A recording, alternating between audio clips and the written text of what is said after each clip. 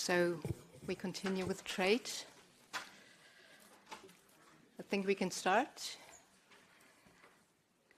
Very warm welcome to this panel, Going Beyond the Neoliberal Trade Paradigm. My name is Daniela. I'm working as a Policy Officer for Trade and International Cooperation at Friedrich Ebert Stiftung here in Brussels. And together with my colleague Lavinia Mazet, International Cooperation Policy Officer at Solidar, I'm moderating this panel. Topic of this conference today is a just, clean and competitive European industry. And obviously, trade has an important role to play in achieving this goal. Trade was mentioned in almost all previous panels. But the question is, what kind of policy is needed to achieve this goal? I will not go so far that we will end up with a full-fledged vision, but maybe we can discuss some building blocks. While it's already clear that this business as usual is no longer possible, does no longer work, it's maybe time also for a fundamental redefinition of our trade policy. One that first, achieve this just, clean and competitive Europe. Second, that reflects also the new geopolitical and economic realities. Third, a trade policy that works actively to preserve and also modernize the multilateral trade agenda. And last but not least, and I think this is also a little bit the focus in this panel, a trade policy that aligns our industrial and economic ambitions with those of our trading partners. As I said, these are some of the questions we hope to discuss in this panel, and I very much look forward to a dynamic discussion with you. And with this, I will give the floor to our scene setter. We have a scene setter in this session, Dr. Werner Raza, Director of the Austrian Research Foundation for International Development. Mr. Raza, we also had the pleasure to be on a trade panel last year. And if I remember correctly, you said two things.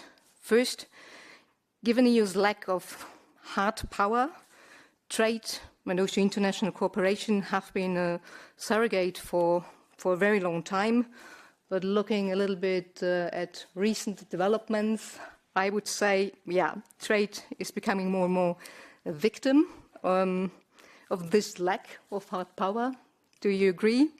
And the second question would be, the second thing you mentioned, you should develop a kind of defensive regionalism and an agenda of interdependence. Do you think that this is still the recipe the EU needs to modernize its trade policy, or does that concept need some new ingredients? Please, floor is yours. Okay, well, thank you. Thanks a lot for inviting me. It's my pleasure to start off the discussion, and thanks for the questions. Well, basically, I would stand by what I said last year, but perhaps you give me a chance to explain in more detail what I think have been the recent changes and the implications of these changes for the European Union trade policy in particular. So I think what we've seen, obviously, over the last years is the demise of what has been termed the neoliberal trade paradigm in this panel. And as a matter of fact, I think this stagnation and finally demise of the neoliberal trade paradigm has been a longer-term process. I would say it started already in the mid-2000s when the WTO Doha round basically stalled. By latest in 2005, I would say, with the WTO Ministerial Conference in Hong Kong. And that was reflected in the trade policies of the major powers, be it the United States or also the European Union, which started not to pull out of the WTO immediately, but to set up a second track, and that was bilateral trade negotiations. And the second track in the European Union became, I would argue, much more important over the years than the multilateral forum of the WTO. And this regionalism or bilateralism that basically sought to achieve two things. Firstly, gaining market access to other countries, and secondly, also to promote a certain regulatory agenda. These kind of objectives, I would argue, were only partially reached when you look at the number of trade agreements that were concluded over the last 20 years since that started in the mid-2000s. And the immediate effect of that over time, I would argue, was that the EU moved away from its neoliberal narrative on trade policy. It actually became more, I would call it, neo-mercantilist in outreach, because the idea was to gain access to foreign markets so as to increase the growth contribution of foreign demand to the European Union's economy. And when you look at the net balance of the net exports of goods and services and its balance for the European Union from the early 2000s to 2016-17, it more than doubled. So we had a surplus of close to 2% of EU GDP, and by 2016 that had increased to something like 4% of GDP. And that was partially, I would at least say, the explicit objective of this changed trade strategy. Partially it also had to do with the Eurozone crisis and the compression of internal demand, particularly in the south of Europe, that emerged from that crisis, which also increased net exports. So I would say, there was a certain difference or distinction to be made between the narrative and really what happened on the ground in terms of the strategy that was pursued. However, I think that by 2020, with the corona pandemic and also then later with the war in Ukraine, we shifted again into another period of trade policy, and that was increasingly marked by what has been termed the quest of the European Union to increase its strategic autonomy, more recently to also increase its economic security, and as the title of this conference suggests, also to promote its competitiveness. And I would argue that when it comes to trade policy, this has kind of become focused, particularly this agenda, on one of the sensitive issues in the whole debate, and that has to do with the dependencies of the European Union, both in terms of its imports of energy and raw materials, but also of green and digital technologies, and also its exports. There are also export dependencies. The European Union is, for being the largest global market, rather export dependent in terms of its growth model. And I think that's it has become clear over the last couple of years that given the change in the international arena, given particularly the Trump administration's trade policy and also Chinese economic strategy, this idea that via integration into global markets, European Union can generate growth has come to an end. And I think that's kind of the problem, the fundamental problem that we're facing. We have to look for alternative sources of growth, and these alternative models, I think, all these alternative sources have to come from the European single market. And that is partially, at least, explaining the competitiveness agenda and the Draghi report's emphasis on completing the single market and all of these issues. The problem with alleviating economic dependencies of the European Union is that in the short term, I would argue that only limited success can be expected. So when we look at import dependencies, these import dependencies have to do with critical raw materials. These import dependencies also have to do with green technologies. The European Union has obviously enacted industrial policies. The European Union has enacted the Critical Raw Materials Act. It has tried to negotiate, basically raw material partnerships with other countries. These are basically memoranda of understanding. The instruments are not, very specific. They are of a best endeavors nature. They try to foster cooperation. So I think these measures They are good intentioned, but I'm a little bit doubtful whether they will really loosen and reduce our dependencies in the short to medium term. In the long term, obviously, the answer is clear. We have to reduce our dependencies by building up the circular economy in the European Union and by using the raw materials that are embodied in the products that we use in our everyday lives by recycling. Or by, pushing further with the green energy transition, because that will also reduce our import dependencies in terms of fossil energy. So that's the long-term solution, where trade policy, I would argue, has only limited leverage. In the short and medium term, diversifying our trade relations is certainly warranted. It makes sense, but do not expect short-term successes. And that's number one. Number two is, I think we need a slightly different approach to these kind of, raw material partnerships, other trade agreements. I think they have to really be based on a partnership approach. What we see in the European Union is still, I would say, some kind of a hubris that we think we are really that powerful. And I think that has also changed.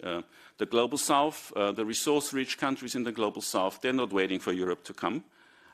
When we want to make business with them, when we want to kind of really get access to their raw materials, we have to also think about what their interests are. And I think there has been some slight change in attitude from the European Commission when it comes to negotiating with those countries, but I still think that there's some way to go to really forge partnerships that look at value-added creation in those countries, technology transfer to those countries. These kind of things are really important for many countries in the Global South, because when you look, for example, at African countries, what they're really interested in is industrial development. And I think the European Union has to be more realistic in its approach, and also with respect to its bargaining power, which has deteriorated over the last couple of years, when it really wants to forge new partnerships with those countries. When it comes to trade defense instruments, and I'm running out of time, so just let me give a very short view on what I think about this. We have seen trade defense instruments being developed over the last couple of years, and I think by and large it has been warranted, the way and the specific instruments that have been developed. But I think given that trade is actually a powerful weapon of the European Union, given the distribution of competence between the member states and the European Union, trade could be leveraged to promote, for example, industrial development in the European Union by offering some kind of protection to industries. But I would urge you to consider linking that protection to giving industries certain targets that they would reach, to introduce conditionalities to industries.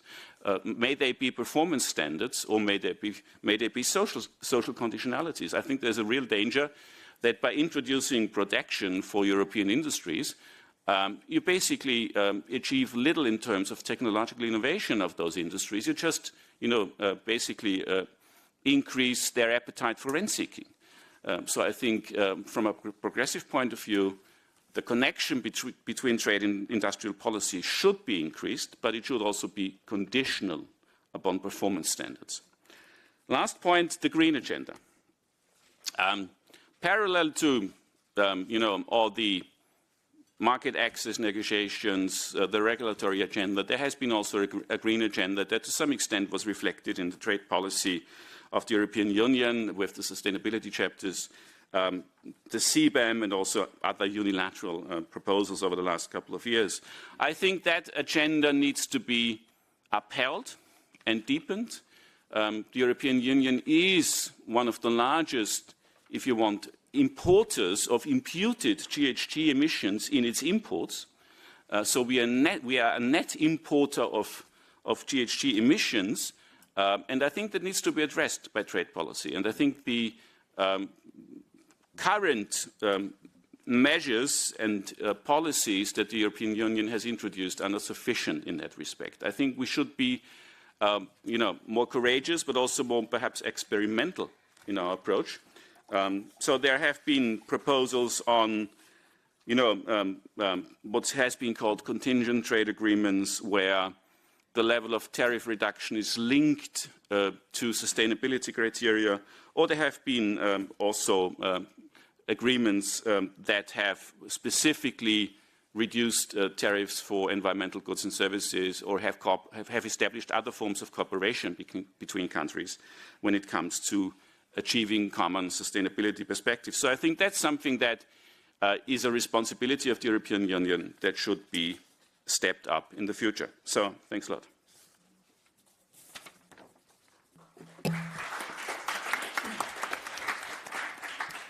Thank you. Thank you, Mr. Raza, for this thorough overview that really helps us setting the stage for this panel discussion.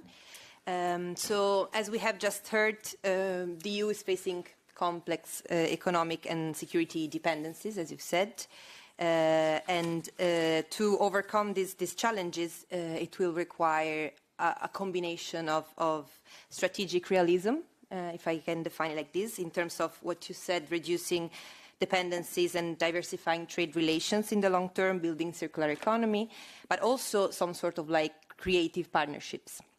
So, which are made of green energy alliances. You talk about the joint ventures in green and digital tech, and also the importance of upholding social, human rights, and environmental standards.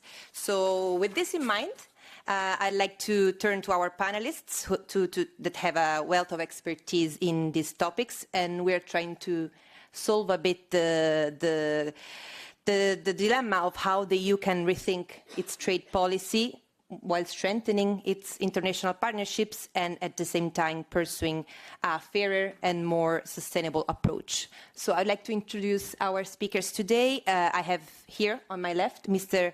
Jörg Wojahn from DG Trade, the European Commission, then Marta Castilho from the University of Rio de Janeiro, welcome, and then Ryan Mullholand from the Center for American Progress. Thank you very much for being here with us. So I'm going to ask my first question to Mr. Wojahn. Mr. Wojahn, you work in DG Trade and you're the head of the unit responsible for bilateral relations in trade and sustainable development. So in your work, you currently focus on the implementation of TSD provisions in EU trade agreements. And building on what we have heard today about the importance of being competitive, but also we've heard about the concept of competitive sustainability. My question is this the added value that you can provide to its trading partners? Meaning, in a context where we're seeing the multilateral order is there, but is being dismantled, what makes our offer as EU to partners more attractive compared to those of other countries? And you have more or less 5 minutes, a bit more. Yeah, thank you very much.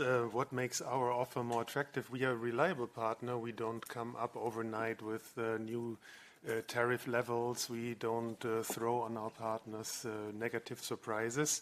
But the question is this enough in the current world? And I think Werner Raza pointed out and pointed to a very interesting consideration. Do we have the necessary bargaining power to promote these objectives which are ours and which are holding our societies together and which have been the success of our societies here in the past half century, arguing that our wealth is based on the social market economy, as some would call it. So do we have A, attractive enough social market economy, and B, can we project this model to others? This is, I think, something which you are all interested in. And I hear this between the lines also from Werner Raza when he says that we should try to address all these issues with our policies. And the question is, doesn't this overburden the expectations to trade policy? And I can speak from my own experience.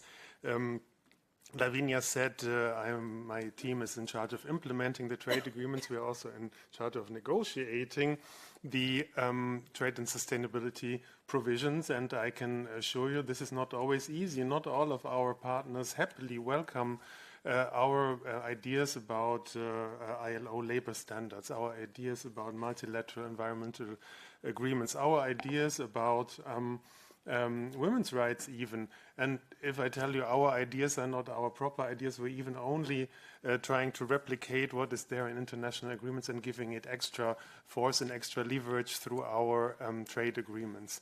So this is not an easy feat. Does this still work? Yes and no. You have seen maybe yesterday we parafed, so we kind of concluded the negotiations with Indonesia. And in that agreement, as Werner Lange also indicated, in that agreement we have indeed managed to anchor these trade and sustainability provisions. We managed to have them fortified by dispute settlement. We even managed to have sanction possibilities, so we would call them trade remedies, for the two key elements, so Paris Agreement on the climate environment side and the ILO fundamental conventions on the other side. So if I take the very recent example of Indonesia, I would say yes, we are. I can tell you with full conviction we are trying to promote this and to build this into our trade relations. B, I can say, oh, in this case we succeeded, but can I promise you that this will be possible in the future? I don't know. Because of the situation, which is indeed dire, we have not only a diminishing economic power of Europe. This was discussed a bit in the morning here when you talked about how can we become more competitive. And with competitiveness comes the bargaining power, which you referred to. And this is, I can easily illustrate by the things I'm working on, as we refer to international standards. If these international standards get weakened, then our argument and our bilateral negotiations also get weakened. So there are two factors kind of weakening our position when we want to promote our model. And therefore, I would say we are in a very difficult situation now. And this requires that we also keep fighting on all the fronts. Now I speak almost like my president with her word fight in her speech on the State of the Union. We have to fight for the multilateral system, for the survival of WTO, and not only of WTO. If I may remind you, we also have challenges to ILO. We have challenges to the environmental agreements. And on the other side, we have to try to convince our partners why it is better to trade with us on these terms.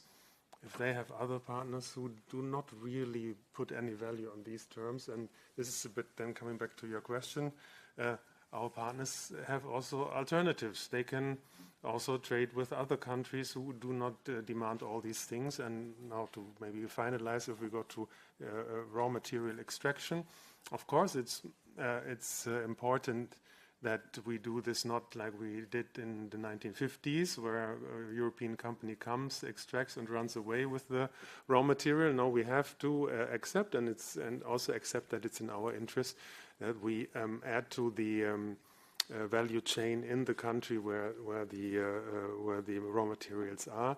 And this is something we have internalized, which we do promote, which is also part of our global gateway strategy. So finally linking also trade considerations with our international partnerships, which were formerly known as development policy. So it's a difficult situation, and it requires money, and it requires commitment, and it requires also understanding here, back home.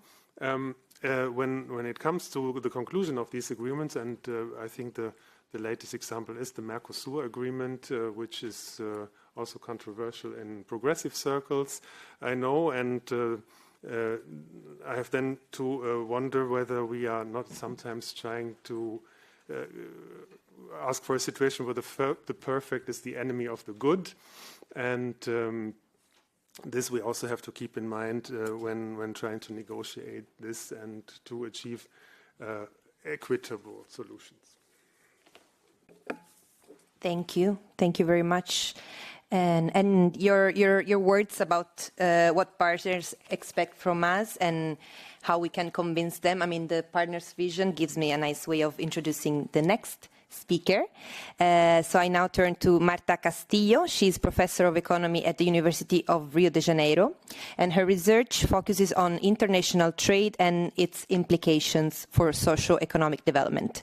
So I'm sure that your insights will provide a very interesting perspective on how EU policy affects not only people in Europe, but also partner countries. So with this in mind, I would like to ask you from the perspective of Brazil and of Latin America, and also considering your expertise, what would you say it is the core element for building a partnership between the EU and other countries that is truly win-win, not just for the business, but the people and the planet as well? Thank you. Well, thank you for participating of this this journey. It's very interesting to listen to all these presentations, and I think somehow it's going to make easier my task after listening all these presentations that show that in Europe, at least a part of the speakers and that are representing a part of the European people talks about the importance and the urgence of adopting industrial policies to ensure socially just ecological transition. Why I say that? Because then I believe that there is a place of agreement, there is a concordance, and then this will guide my comments on what could improve the relationship between Latin America and European countries. In Latin American countries, at least in those governments led by progressive governments, happily at this moment we are several ones, and I'm proud of being in one of them. There is a convergence of this vision, and these governments are trying to develop industrial sectors and related sectors, understanding that it can stimulate economy, both from the point of view of economics, but also socially and ecologically. And then I think we take, having this in mind, we should think about, I would like to emphasize 3 points that I would emphasize for in a way to propose something to think about 3 points to to improve these relationships. I will obviously make a lot of reference for Mercosur, European Union agreement. And I think we might think about three kinds of measures that could be modified or. Well, first, there are the trade modified or that we could think how to deal with. Well, the first set of measures are the ones that refers primarily to tariffs and quotas. I call this the specific trade concessions.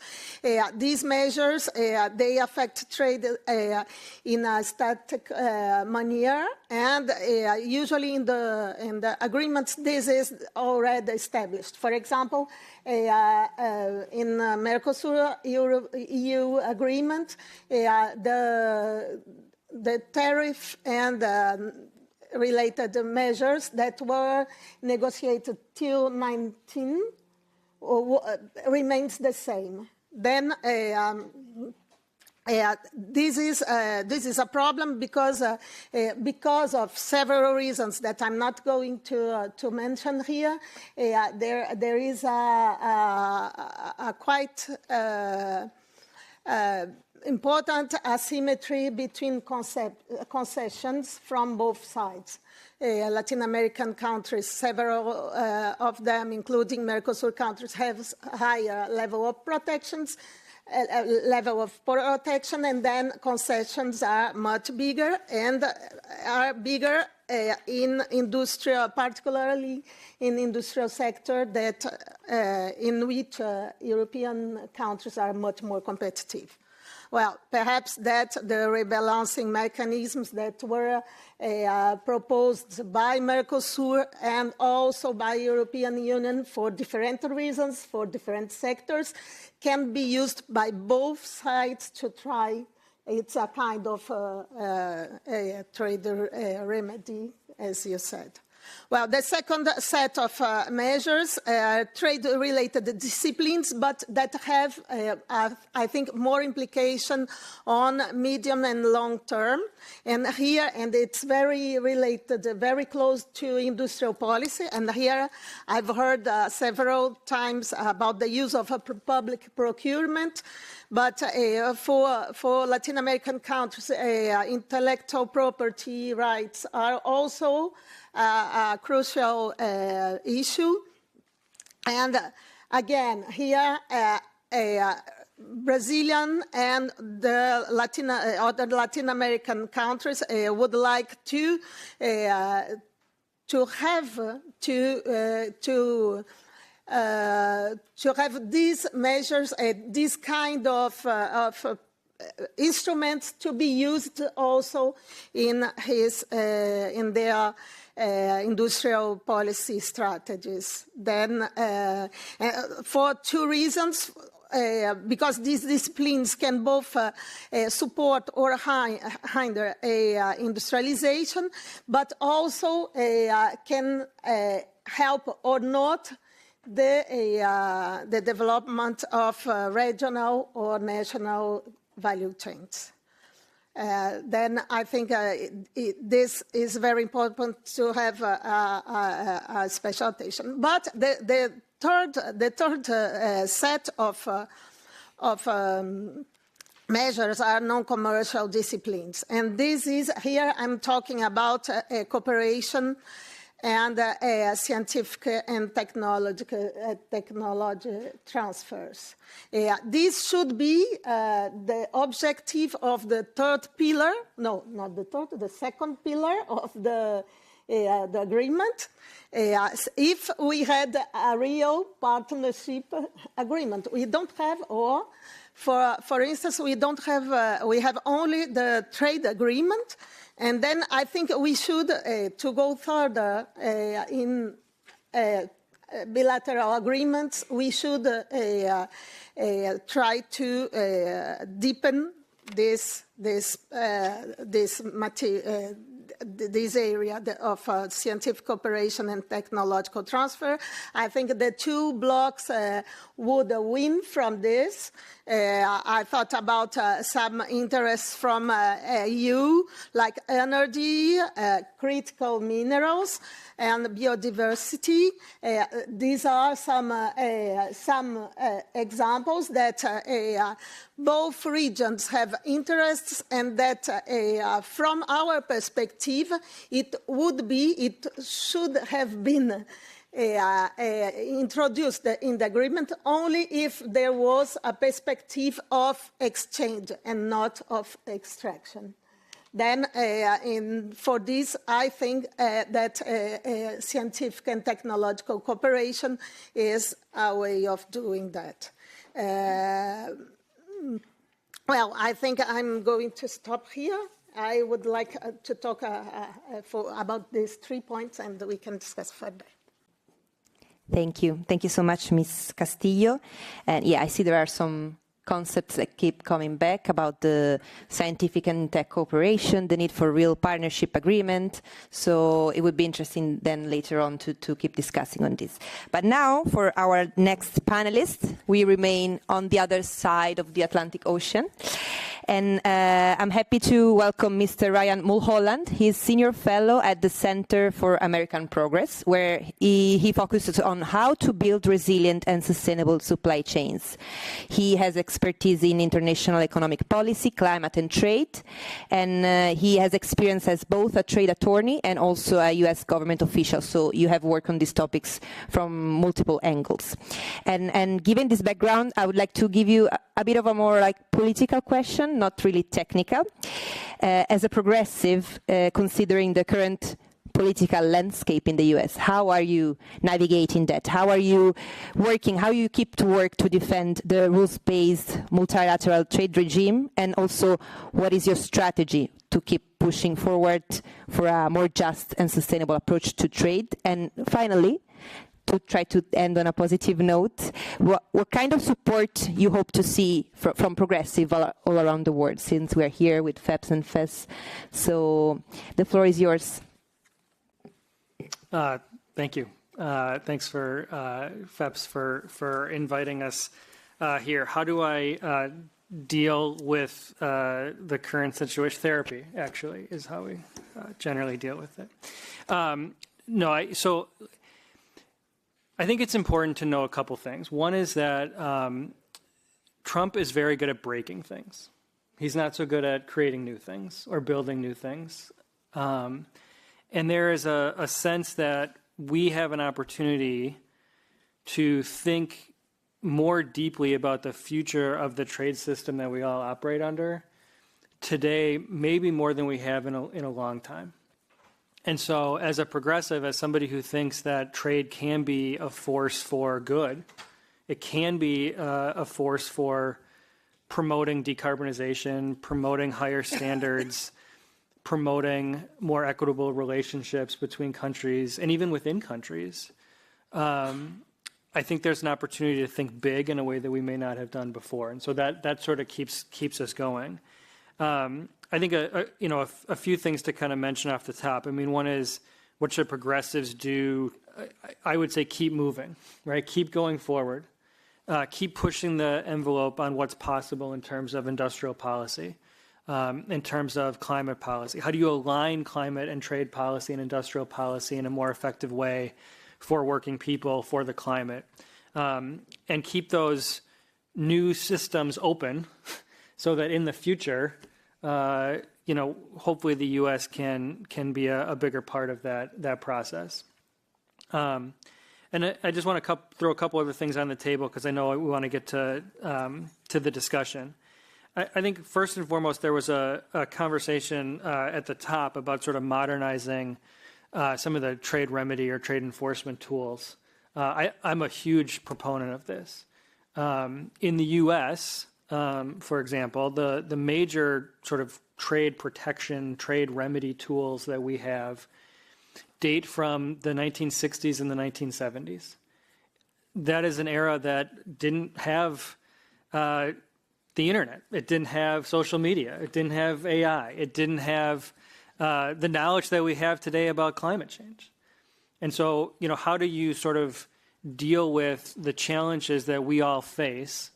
And they're not just challenges that the U.S. faces, right? I mean, climate change, competition with non-market economies, inequality, highly integrated supply chains are not a U.S. challenge. They are a global challenge. So how do you sort of update and modernize the tools that we use to address these things so that we can be more effective? We can move faster. We can address the real challenge. And I'll put one out there for folks to consider. Typically, when we talk about trade remedies, we talk about leveling the playing field in terms of what price a domestic seller can sell versus an importer, right? But we don't talk at all about fixing problems that came up when a predatory import was allowed into your market. We don't expect companies to hire back the workers they laid off. We don't expect them to retrain their workers or to prepare the company to compete more effectively in the future. And we need to think a broader look at what it means to sort of, make whole somebody who was injured in a trade case. I think the second thing I want to put on the table for folks to consider is how do you do industrial policy in a more cooperative, sort of shared way? Because we often talk about industrial policy in the U.S. Obviously, there was some frustration, I think, around the world with what we in the Biden administration did with the Inflation Reduction Act. But, the EU talks about wanting to do industrial policy. I know Brazil has a lot to do on industrial policy. Like, everybody talks about this, but there is a benefit to doing this in a more collaborative way. And so I think there's an opportunity to kind of think through how does that work? How do you sort of coordinate investments in a better way? How do you link up supply chains in a more effective way? And then I think the last thing is we have to think about how do you make sure that working people in one place are not pitted against working people elsewhere? Because I think too often in the sort of old neoliberal system, the incentive structure, it rewarded companies for reducing labor costs, for finding ever cheaper places to produce. And ultimately what that does is it puts downward pressure on wages, it puts downward pressure on benefits, it puts downward pressure on health and safety standards. And so if we think about how do you modernize and update the international trade system, I think you have to think about how do you change some of those incentives so that when people are deciding where to produce, how to produce, that the system doesn't just sort of maybe arguably allow for high standards, but positively rewards companies who make investments in decarbonization, in supporting their workers, in meeting high standards. How do you reward them in international markets so that they have a real financial incentive to make the decisions that we, I think, all want them to make? So I'll stop there. A lot to chew on. Yeah, thank you very much to all our panelists. Now we would like to open the floor. Maybe you can already think about some questions, but I think one perspective was a little bit missing on this panel, and this was an environmental perspective. But luckily, we have one participant here in the room, which is Laura Restrepo Almadera from the Can Action Network Latin America, and I would like to give you the floor for your question and short comment. But I already invite all the others to think about possible questions and comments. Laura, please. Thank you, Daniela. And thank you so much for the floor.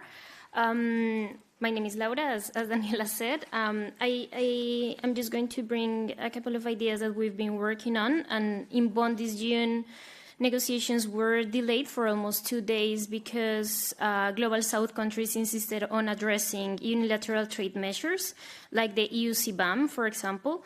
The concerns were really clear: compliance cost, exclusion risk, and the absence of climate finance based on the common but differentiated responsibilities.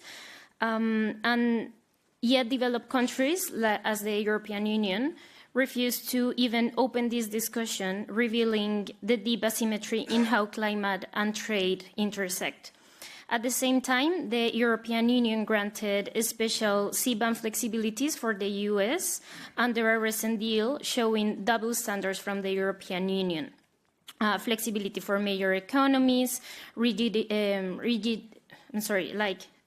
strong rules for low-income countries, and this undermines trust at this moment of multilateral crisis, and I think that that's really important for us. If the European Union truly wants to lead on climate, CBAM must evolve. It currently lacks adjustment mechanism for least developed countries, does not channel revenues into climate finance, and risk penalizing those with fewer resources to decarbonize, as Latin America.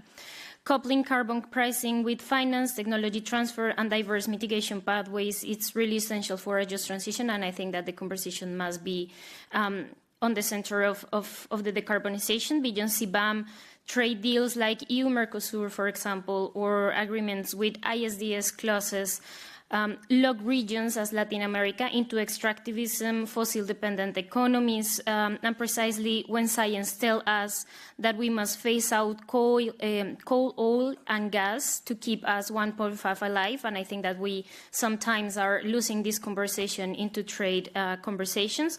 And trade is going to be fundamental when we talk about climate change and just transition, and this is why the upcoming EU-CELAC summit is a unique opportunity to rebalance relationships, as Marta said. We need to rebalance it. Civil society from both regions, through our joint statement with Climate Action Network Latin America and also Climate Action Network Europe, we are calling for fairer markets ending ISDS, directing CBAM revenues to climate finance, and embedding enforceable human rights and environmental due diligence in trade. And that brings me into two questions that I would like to keep this conversation on. How can the European Union reconcile its climate leadership narrative, because they are very vocal about it, with trade practices that perpetuate inequality and fossil dependence? And the second one, will the EU use the summit to move beyond competitiveness narratives and make trade a tool for justice, resilience, and shared prosperity? Thank you. Laura, thank you very much for this question. Are there any other questions? Okay, I will collect two more questions and then, okay, I see first Cedric and Anna. Introduce yourself and then. Hi, I'm Cedric Koch. I used to work for FES until February, and now I'm an independent consultant on economic policy questions. I have a question directed primarily to Mr. Wojahn. Thank you all for your very insightful comments and statements already. You were saying that it's becoming more difficult to sell European standards, or the standards globally decided standards that we appreciate in Europe, to partners in negotiations today that you've seen from up close. I heard this argument often, of course, and sometimes I think it can be a little bit self-serving, but my question would be, there's two directions to go from there, right? Either sort of you lower the standards, or you try and compensate partners, or maybe offer incentives to strengthen those standards to make it possible to implement them even in poorer countries, for example. To what extent do you see this as a shift also in how the EU approaches it and how negotiations are going? Because we have seen it in Mercosur, we've seen it in a couple of other instances now where some form of compensation for implementation costs seems to be able to tip the balance in these negotiations. Do you see that from up close differently or in a similar way? Yes, Anna. And difficulties, okay, with the microphone. Also mention to whom you would like to address the question, to the panel or a specific speaker, please.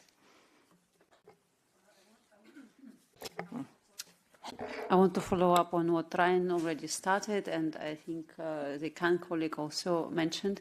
It's how to democratize trade, because I was very much impressed by the book. Many of you maybe heard of it. Trade wars are class wars. And basically the argument that in trade agreements it's mostly big companies that win. And then when we talk about in this like macro terms, we basically miss lots of detail. And apparently, there is lots of evidence that it was big international companies and their shareholders who benefited from trade agreements, and the rest of people not so much or even lost. And so I would say here the progressives probably do really have a role to play, and to make sure that this new kind of trade paradigm, new agreements are made in a more democratic way. And so the question would be for Ryan or whoever else, maybe, I don't know, Werner, if he wants to address how to do this to democratize trade. Thank you very much. So we have three questions. One was, to Mr. Wojahn on the standards, and then we also had the question from Laura on how the EU does reconcile its climate leadership. And I think these are two questions for you, Mr. Wojahn, and then I would invite Ryan to invite on the last question, and Marta and Mr. Raza, you're also invited to step in. Mr. Wojahn, please. Yeah, to Cedric, I can reply that we are upholding the standards and helping then the partner countries to comply with them. We have been doing this in past trade agreements.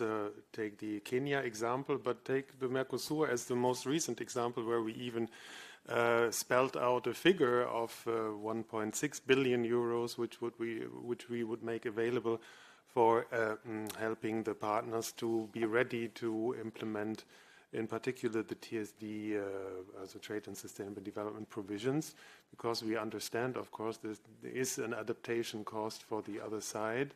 And this is, so to speak, the other side of the coin of our quest to promote these standards, which we consider still and we continue to consider important and valuable.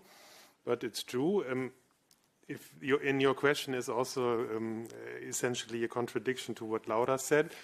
By asking this, one would imply that the other side does not see an interest in implementing environmental standards, in reducing CO2 gases, that we have to kind of force them to be environmental friendly. We have to force our partners to be labor friendly.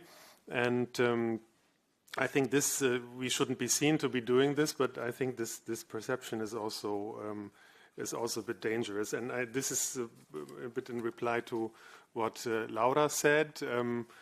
I did not fully understand what she is aiming at, but I think if we have measures like CBAM, which are a very effective climate measure and actually the mirroring our emissions trading system, which we have, and where we give our partner countries the possibility to avoid payments by having similar system, and then also helping these countries, the partner countries, to set up such systems.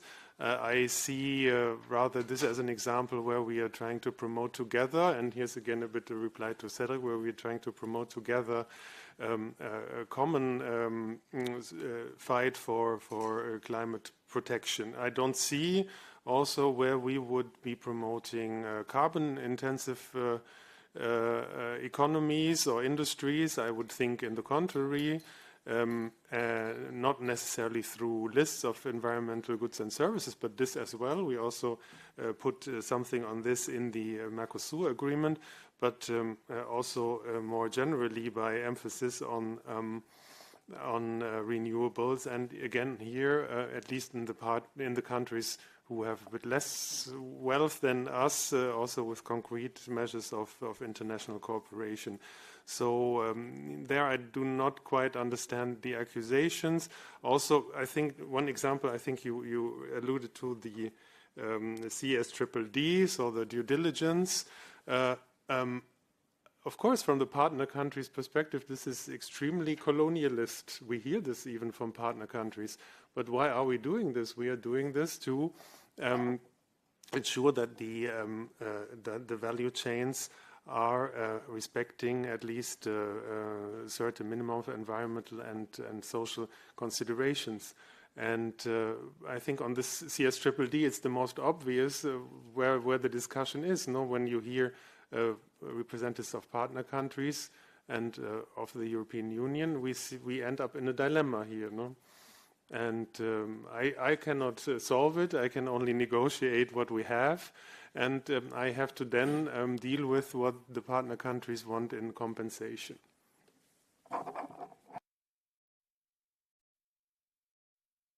Happy to take the question about sort of trade wars sort of benefiting big companies, and then how do you fix that? I mean, I think that's true in a lot of ways, right? If you think about sort of in the U.S., we talk a lot about sort of the China shock, if you will, and what it's done for our manufacturing base.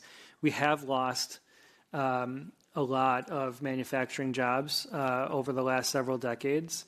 Wages in manufacturing have flatlined while prices of everything else have continued to rise. I think it's pretty clear that our sort of manufacturing workers have lost value.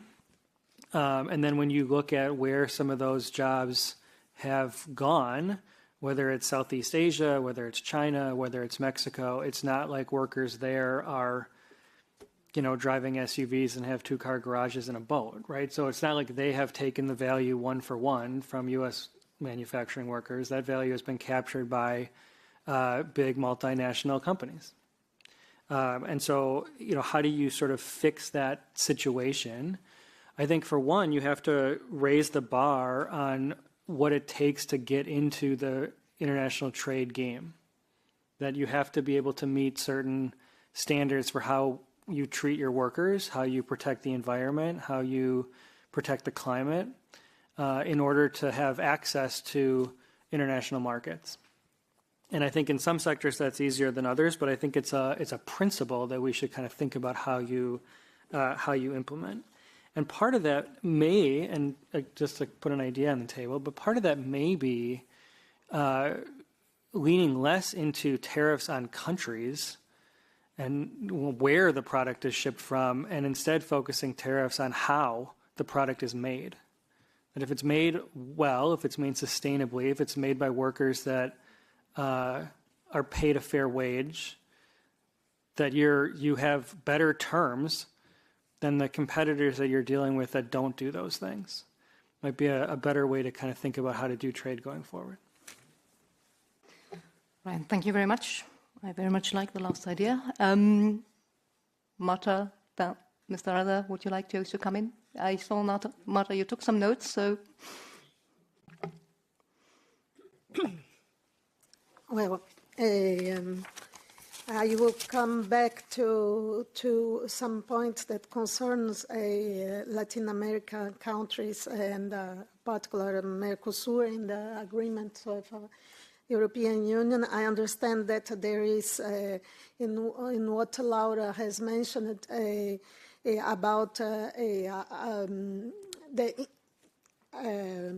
about the impacts of the agreements in increasing carbon emissions. I would like to make 2 points. The first one is that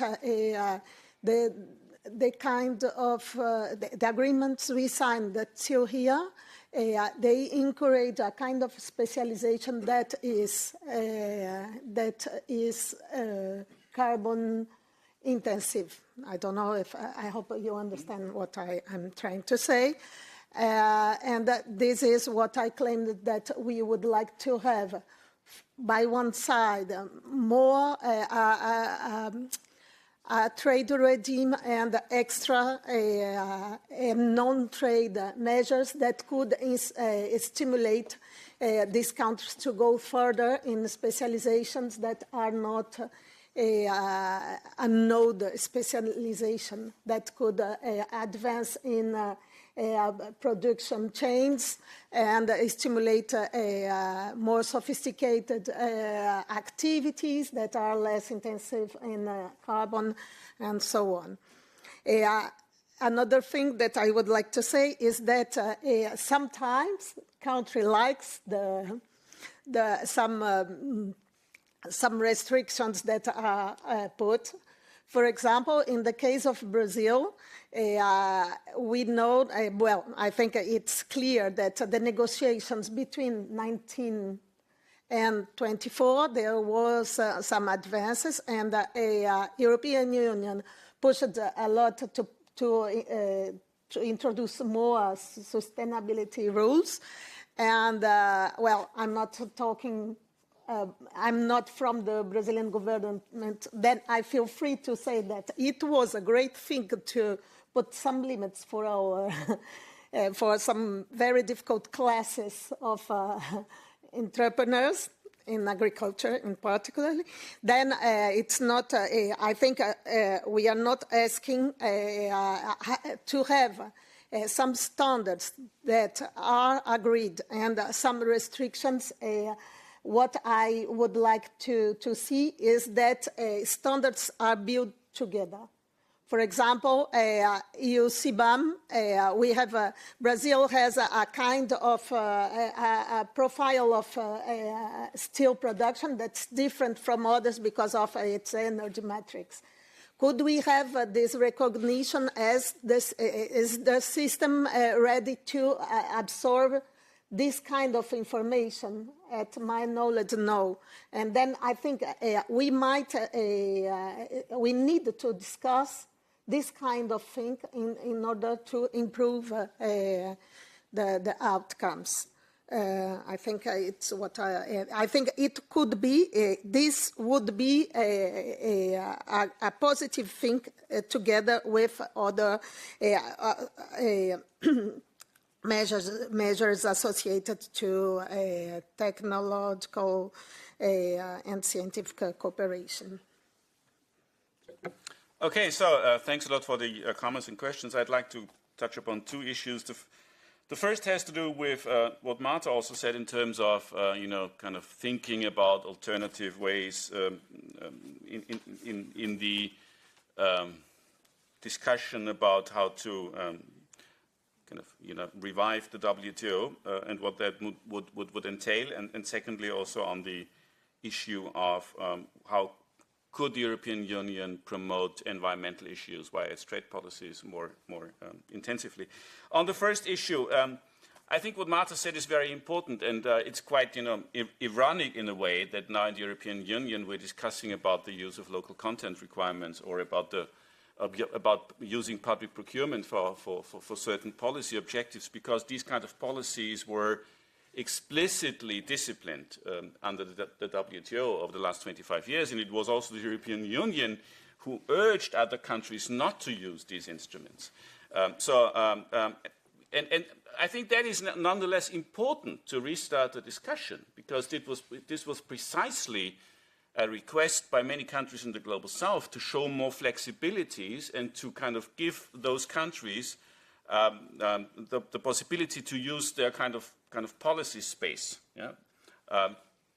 So if the European Union becomes more flexible on these kinds of issues, I think that's a good thing. The second point I would like to make is, so we have to go away from the WTO understanding of progressive liberalization, which is enshrined in the WTO treaties. And that was always kind of the philosophy also of the European Union in terms of approaching trade policy. We want more liberalization. And I think we have to become also more flexible on that, if not switch to a WTO minus approach, or at least a flexible WTO approach where we say, okay, certain rules make sense under certain conditions, but we need to talk about perhaps other issues more intensively. So one could think about, expanding trade policy discussions towards, say, tax cooperation, and thinking about how in trade policy agreements trading partners could come up with policies and common approaches to tax avoidance issues or similar issues that have to do with how kind of transnational companies cheat countries, so to say, in which they operate. So one could, open up also a space for discussion in the WTO on those issues, which are in the shared interest, I would say, not only of taxpayers in the European Union, but also of the countries of the Global South. So I think, we have a certain perhaps momentum and window of opportunity to restart negotiations in the WTO, also given that the Trump trade policies are antagonizing people and countries in the Global South, not only in Europe. So from that perspective, I mean, there's at least, a certain chance for a discussion. Whether that really leads to a different multilateral trade regime remains to be seen. On the second point, democratization. I think that democratization and also the climate leadership question that was asked towards the European Union. I think the European Union is certainly the trading power that pays the most attention to climate and environmental issues. I think the problem is that we underestimate here in Europe, the compliance costs of implementing not only international standards, but also European standards when it comes to environmental issues, social issues, human rights issues, etc. So I think, and that extends not only to trade agreements, but particularly to the unilateral trade measures that we have discussed and implemented over the last couple of years, be it CBAM or the European Union deforestation regulation or due diligence measures, etc. So when it comes to those measures, I think we have to offer more cooperation to the countries of the Global South, because they want to export to the European Union. Trade with the European Union is important for many countries in the Global South, but they have problems in meeting European standards. And these compliance costs can be really high. And that is something that we have to address systematically in our trade policy. Mr. Wojahn mentioned this fund of 1.6 billion euros that the European Union has kind of promised in the context of the Mercosur agreement. Some similar kinds of measures, I think, need to be also contemplated towards the countries in particularly in Africa, but also in Asia. So thank you. Thank you very much, Mr. Raza. We have time for a second round, and I also saw one or two more hands in the room. Gentleman over there. And my colleague Claudia. Please. Thank you. Could you use the microphone, please? Okay, there. Hi, I'm Johan Hall. I'm from the Swedish Trade Union Confederation, LO. And I have two questions. The one is how positive we can be when it comes to the restoration of WTO. And the other one is to Mr. Wojahn. And I was thinking about the green transition and trade agreements and so on. And from the debate in Europe, we see now worrying thoughts about how to pay the price for investments. And we know that the green transition requires lots of investment, which in turn requires a lot of profit used for that. And now we have this problem with exporting to the US, a very rich and important country to export to for many European countries and companies. And I was wondering, to what extent do you think the new trade agreements that EU is negotiating with other countries can replace the export loss to US in terms of trade? Thank you. Claudia, please.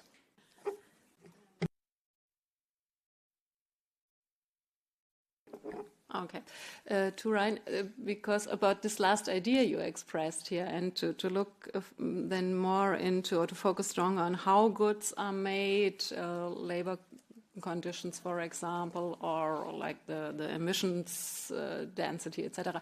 But here I wonder, I mean, this would then absolutely benefit the industrialized countries again, I'd say. And isn't this then a bit in the direction we are going, like with CBAM, for example, where we see that, of course, there's huge criticism coming from countries in the global south. So maybe a bit to elaborate this. And then a question to Mr. Wojahn. You said the European Union is like learning or coming much more around now when it comes to the acceptance here of this interest of countries in the global south to create local value chains. And I totally believe it, I'd say. But of course, what we see in practical terms then is a certain frustration in many countries. Yeah? And I think, for example, in Latin America, that, okay, we sign the Memorandum of Understanding here, and then not so much is happening. And I think there's, of course, some mistake in the design or something, because, of course, it's not the governments of the European member states and also not like the Commission, etc., or the European Union who is going to be in charge of co-creating this local value chains, but of course companies, and they have other interests. So I think there's a bit of missing link here, missing instrument. Do they need more incentives, or even we're already like discussing more ambitious industrial policy. I'm always wondering, okay, does the state, European member states, or even like the European Union, does it have to get more engaged here even stronger than in certain activities which we did not do like in the last decades, and where other countries like maybe Japan or South Korea are more successful right now? Because there's more acceptance of a stronger role of the state here as well. So this would be interested here in hearing a bit your opinion. Claudia, thank you very much. And we are almost coming to an end, so I would invite all the speakers to see their remarks now also as their final remarks. Ryan, I would start with you first on the question how, and maybe you can also touch upon the question on how, this is we're competing somehow, on the how to restore the WTO. So I can hit the WTO one if you want, but I can also respond to the question about the tariffs and the how. Yeah, exactly. I think a couple things to kind of think about.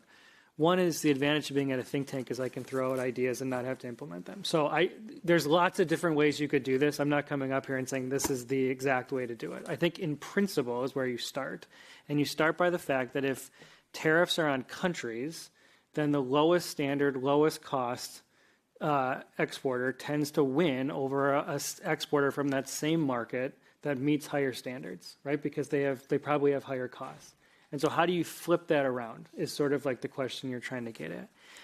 I think there are a couple things to kind of look at. I think it's different probably by sector, how you would do things. But there are things like, could there be guaranteed markets, for example, for a product that's produced in developing countries?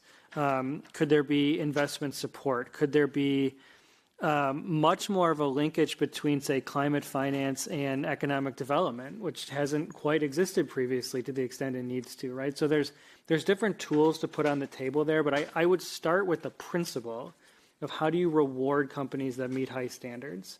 And then when you get there, then you can talk about how does that work in different situations, in different sectors, in different places, but the principle is important. On the WTO question, I do think there's a opportunity to think through how do you modernize the WTO so that it can address the challenges that we all face, right? And yes, some of that is clearly the Trump administration breaking the way that the WTO and previous sort of international trade systems worked, but it's also an acknowledgement that the WTO is not working for the climate. It wasn't working to address inequality. It wasn't working for a lot of things that I think when you think about how do you make an organization fit for purpose in the 21st century, that you might change, right? And so to me, you got to, again, start with what you want and then figure out how to get there. Mr. Wojahn, there were also a couple of questions to you. Yeah, I think the WTO question also goes to us or to me. We are in a situation where even the most favored nation principle is being questioned. So the question is, will there be WTO or will there be something else in the future? Now, as EU, we are, of course, stalwarts of the WTO, but I just wanted to illustrate where the discussion has gone and how stuck the reform of the WTO was. Nothing happened because several countries blocked, and it's not necessarily the US. Of course, the US destroyed the dispute settlement system, which is at the heart of the WTO. But we have one very big global South country who blocked essentially everything. It's not Brazil. So there was not much moving, and I see a big risk that the WTO may become meaningless. At the same time, I think we should also not try to overburden the WTO if it survives, which it hopefully will, with all kinds of expectations. It's not without reason that we have different international agreements for different rules. Of course, it's important that in trade we take into account other considerations, but can this be done by one super WTO which does climate enforcement, biodiversity enforcement, labor enforcement, which would be in an ideal world. But then we're talking not about the WTO of 700 people secretariat, but about kind of a trade UN. No, I'm also thinking big, but maybe too big. So for the time being, I would be happy if it even survives. Why shouldn't it? It can survive. We just have to accept that the US are not part of it anymore, and we need those who are remaining there to agree on a dispute settlement system with the appeals level. We as the EU have proposed something, and we have a number of partners already, so it's possible. But it's, I think, not the moment to dream of the perfect WTO. At the moment, we have to see how it even survives.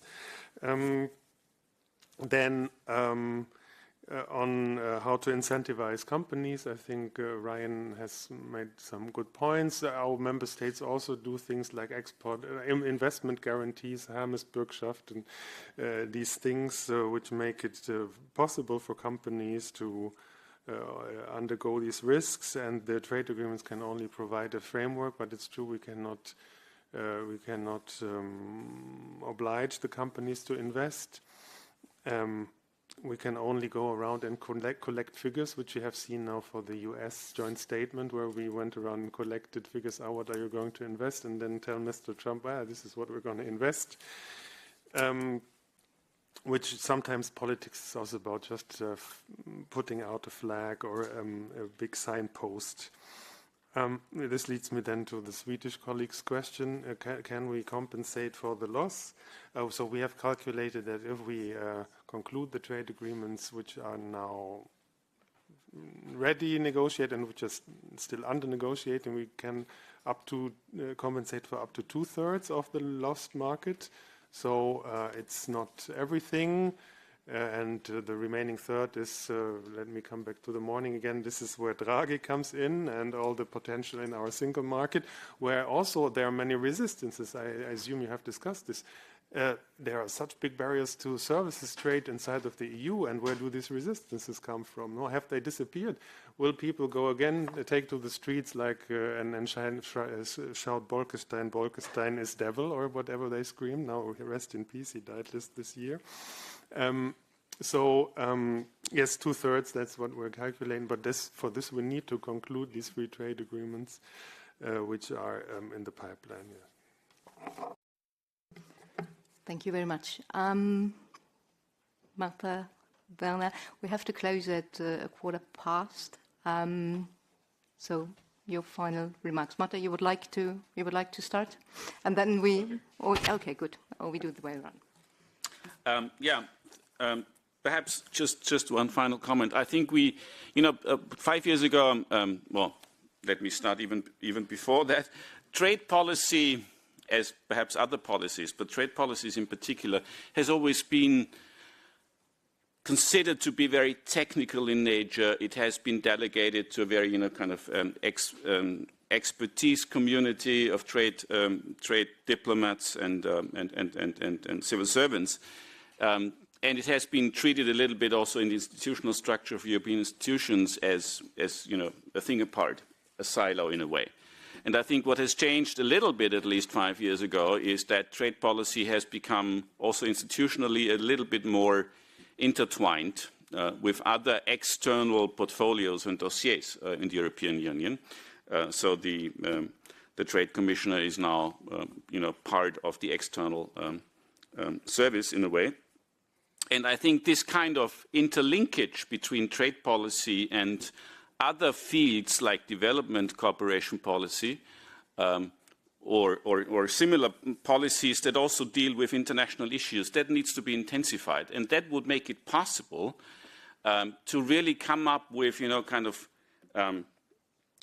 full packages of external policies, external economic policies that could help other countries to build up, for example, value chains. And that would then mean that trade policy would be integrated with development cooperation policy or with export promotion policy. I mean, there are discussions now in the European Union, also with the global gateway and all that. But when we compare what Europe can do with respect to China, yeah? China comes with these kind of integrated packages, and they say, okay, you're interested in trading with us. Yes, our interest is, say, develop certain infrastructure projects with you or mining projects or whatever, and we come with our banks, we come with our companies, and we kind of devise and design a policy that allows you within a set period of time to develop your local value chain. And I think that's missing in Europe, and also in terms of the approach that the European Union is taking. It certainly is difficult for kind of a market economy to compare oneself to what China can do. But I think it's important to come up with a more integrated approach. That would certainly help, and that would also make Europe a more attractive partner in the global south in terms of fostering common projects. Thank you. Marta, your final message. Well, I think I will try to I will get the last thing Raza said, that China has an increased presence in Latin America and also in Africa. And in fact, they arrive with this kind of approach. Could a European Union have a similar? You said there is some difficulties, but the fact is that European enterprises and multinationals are already, or at least in South America, they are very present. Then I think we could try to develop some, I think there is a space for doing something that is going beyond trade and these things.